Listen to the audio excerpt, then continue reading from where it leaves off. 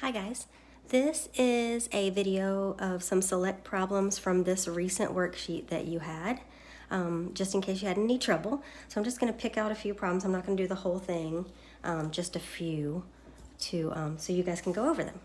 All right, so get your worksheet out and check it with me. So I'm going to pick this one. If you have all three sides labeled A, B, and C, this is a Pythagorean theorem question, plus it said use the Pythagorean theorem. So write down a squared plus b squared equals c squared. And then you have to plug in a, b, and c. The right angle always points to c, that's c. A and b, they do not matter in terms of where you put them because you're adding them. So, and you can add in any order. So a squared plus 2 squared equals 5 squared. And then I'm going to do the squaring. X squared plus 4 equals 25, and then you're gonna you got to get x squared by itself, so you subtract 4 from both sides, and I'm out of room, so I'm going to come up here. This side just becomes x squared. This side, 25 minus 4, is 21, and then when you square root, you get x is the square root of 21. That is your answer. I do not want a decimal, but I do want you to make sure it doesn't simplify. And when you try to break down 21, 2 doesn't go in there because it's not even, but 3 does. 3 goes in there and gives you a 7, but there's not 2 of anything. So you stop at the 7 because nothing else goes into 7, and there's not twins, so that means no one comes out from this radical, which means your answer is just radical 21. So I don't want the decimal. Nothing comes out when you break it down, so you just leave it as the radical. Okay, I want to do this one. It says, this time they're giving you all 3 sides, and they just want to know, is it an acute triangle or an obtuse triangle or a right triangle? If they mention that word right triangle, you're using Pythagorean theorem. The only difference is we don't know if it equals c squared or not. So they're really asking us this question. Does 4 squared plus 6 squared, does it equal 7 squared? So then we just try it and find out if they're equal. This is 16. This is 36. You can punch that whole side in your calculator if you want to. You can go 4 squared plus, what was it, 4 and 6? 6 squared. And then just write 52.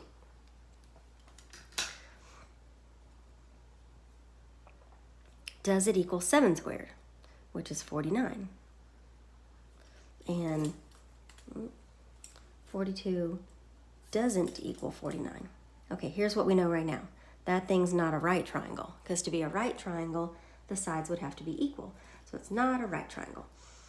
And then to determine whether it's acute or obtuse, since we know it's not a right triangle, we look at just the c squared, and I always circle it because that's real important. And the c squared side is smaller than the other side. If it was bigger, it would be obtuse, but it's smaller, so this thing is acute because the c squared side is smaller. Okay.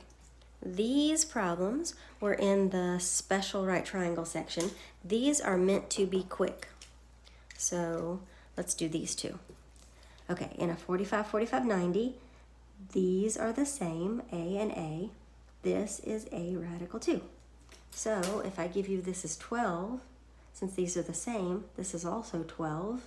So that's one answer. And this is that same number with a radical 2. So 12 radical 2. And that's the other answer. See, these are meant to be quick, no work to do.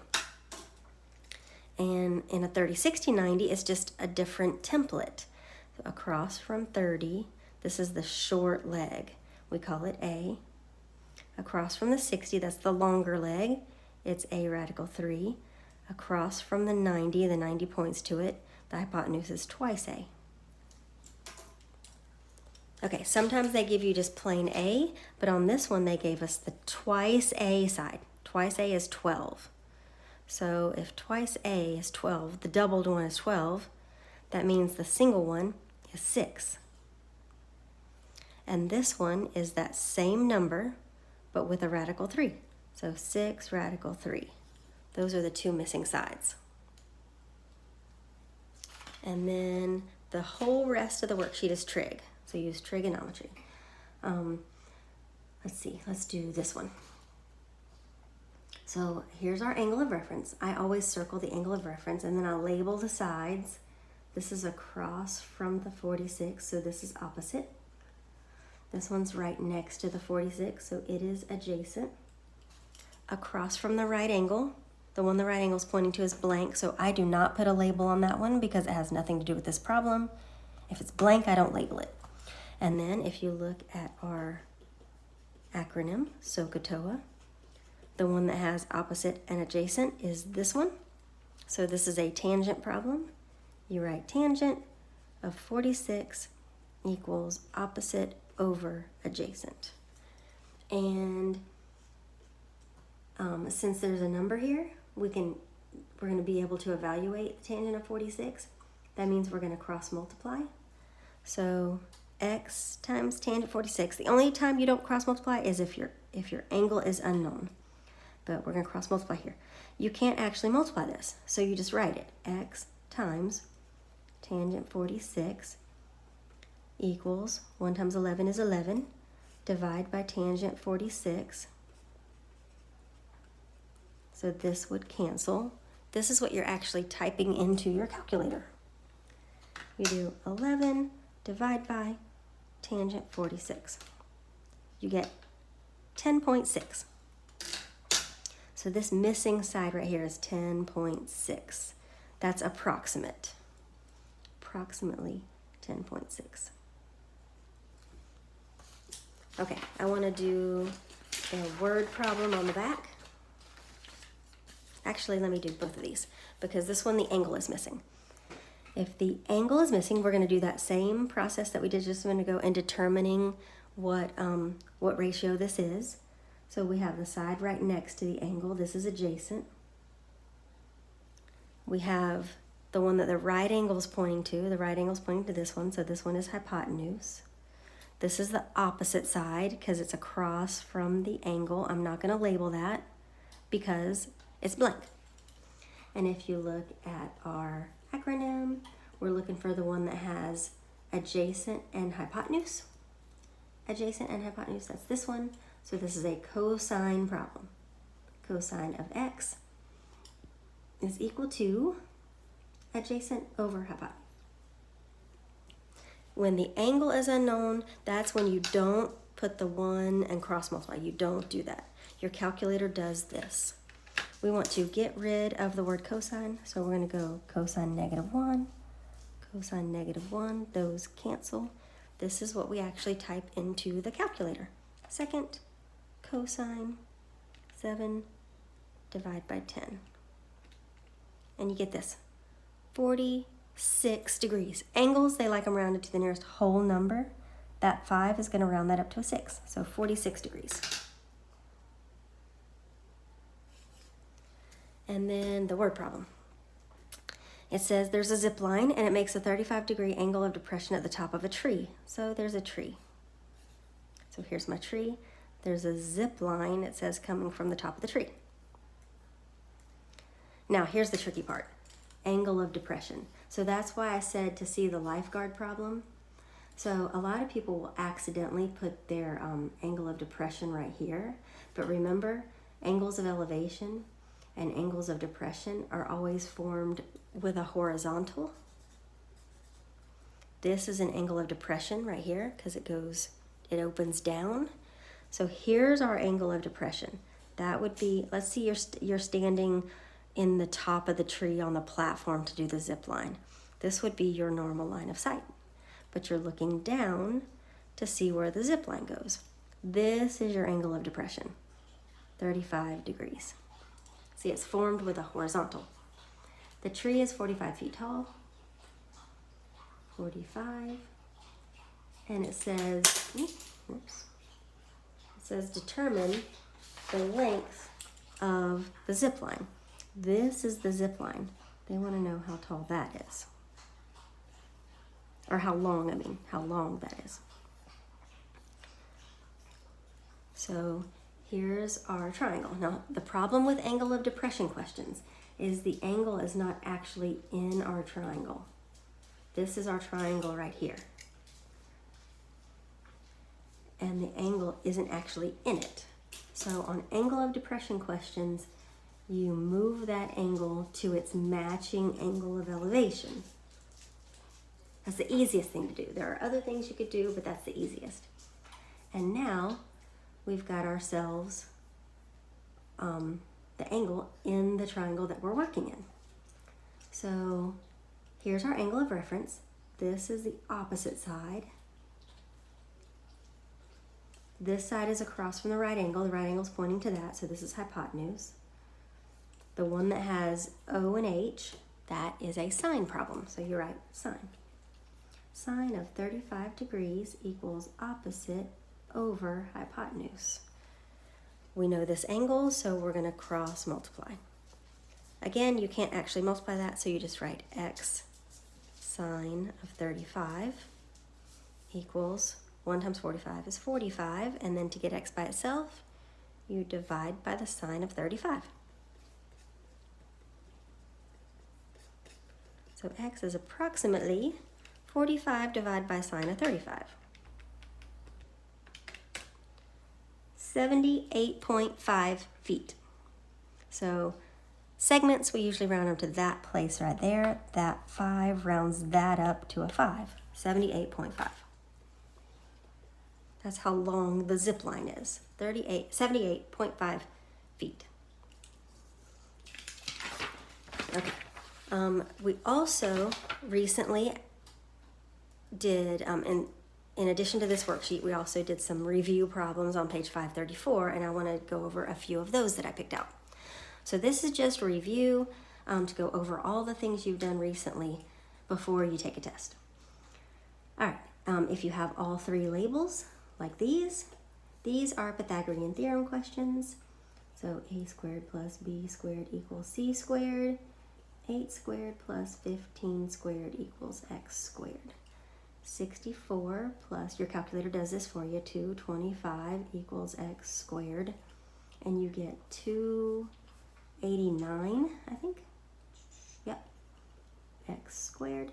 When you get a number like this, when you get a big number, x equals square root of 289, punch it into your calculator just to see it might actually be a perfect square. And then you don't have to do the whole breakdown thing. See, it's a nice pretty whole number. So you don't have to do the whole jailbreak method where you go 2 into the number, then 3 into the number, and keep breaking it down and look for twins. Your calculator does it.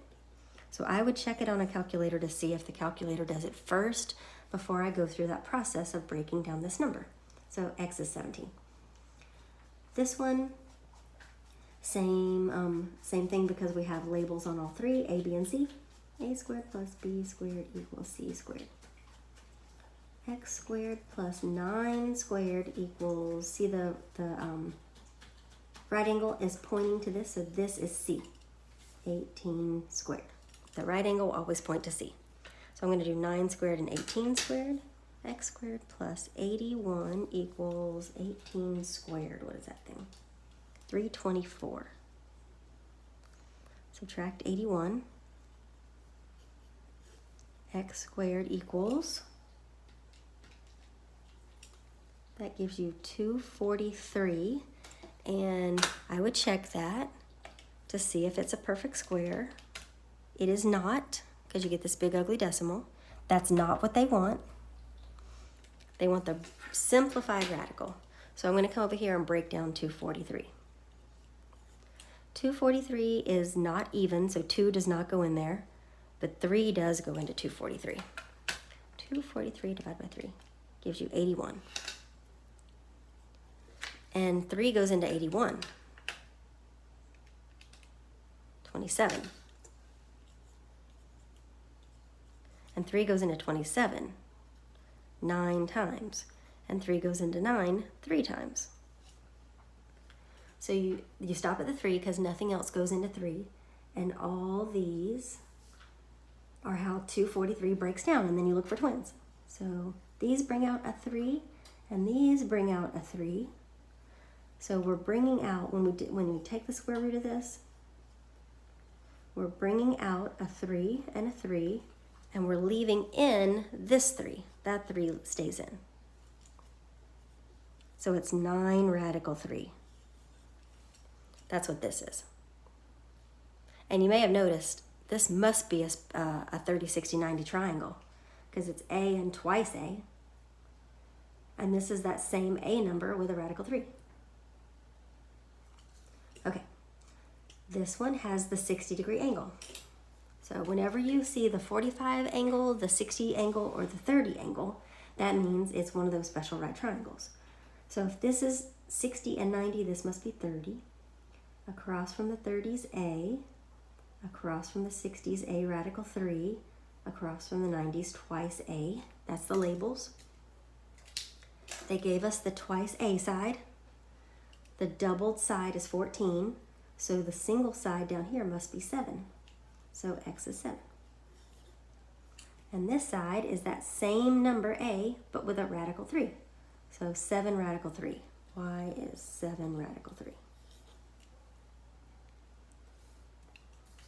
So these are just some problems from page 534 from the review that I'm picking out. There were other problems y'all did, but these are just ones I thought you might want to see.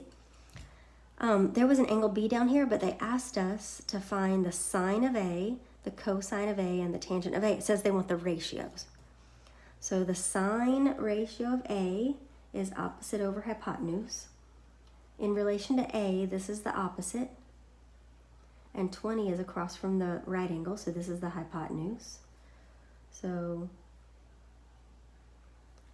opposite 16 over hypotenuse 20 is your answer, 16 over 20. Now the book probably gave it to you reduced. So the book probably gave you 4/5. 4/5. Cosine of A is the adjacent side over the hypotenuse. This is adjacent to A. We're talking about angle A, so that's adjacent. That would be 12 over 20. And if you reduce that, you can punch it in a calculator. 12 ABC 20 reduces to 3/5. And the tangent of A, in relation to angle A, tangent is opposite over adjacent. In relation to A, this is the opposite, 16, and the adjacent is 12. And then if you reduce that, you get 4/3. So on that problem, they just wanted the ratios. Okay, 2 more. Number 17, here's our angle. That's our angle of reference. And we're gonna put labels on these sides. In relation to that angle, this is the opposite. This is across from the right angle, so this is the hypotenuse. And this is a tangent question, because opposite and hypotenuse. Ooh, I lied. That is a sine problem. Opposite and hypotenuse is sine. Sine of x, the angle always comes after the trig ratio. Sine of the angle equals opposite over hypotenuse. Whenever that is missing, whenever the angle is missing, you're just going to use your calculator and press second, and then press sine, and then press in that fraction, 12. Oops, I like to use divide. You get 33 degrees. And then the last one, it says there is a kite. It says Linda, I believe, is flying a kite on a 45-foot string. 45-foot string. It says she ties her kite to the ground. And the angle of elevation of this kite is 58 degrees. So remember, angles of elevation are formed by a horizontal and then a line going up like that. So this is 58 degrees. Question is, how high is this kite? That's what we're looking for. Always put an X on the unknown part of the problem. And here's our angle. This is the opposite side. This is the hypotenuse because it's across from the right angle. That makes this a sine problem. Sine of the angle equals opposite over hypotenuse. This is just the definition of sine, opposite over hypotenuse. Put that over 1 and cross multiply. 1 times x is x. 45 times sine of 58. Put the normal number first. 45 times sine of 58. And then press equals. It's 38. Since this was measured in feet, this would be measured in feet. 38 feet high. That's how high the kite is. 38 feet. Okay, so those are some select problems from the recent worksheet that you did and page 534, the review. So hopefully going over that will help, and y'all have a great day. Bye.